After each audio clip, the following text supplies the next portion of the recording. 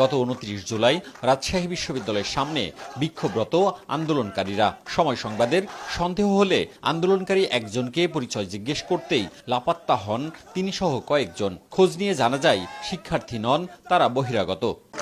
আপনাদের দাবিটা একটু শুনি। হ্যালো ভাই, একটু কথা বলেন না। গত ১৬ জুলাই বিকেলে লাঠিসোঁটা হাতে বিনোদপুর বাজার থেকে ক্যাম্পাসে প্রবেশ করে কয়েকশো আন্দোলনকারী। পরে তাদের সাথে যোগ দেয় শিক্ষার্থীরা। বিনোদপুর সহ আশেপাশের এলাকা থেকে আসা গ্রুপটি তাণ্ডব চালায় ক্যাম্পাসে।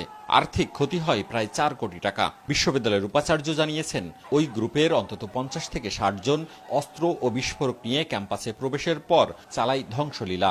আমাদের শিক্ষার্থীরা হয়তো কিছুটা, আমি বলবো যে কারণে তাদের হাতে এক লাঠি ছাড়া বেশি কিছু ছিল না, কিন্তু ১৬ তারিখে যারা ঢুকেছিল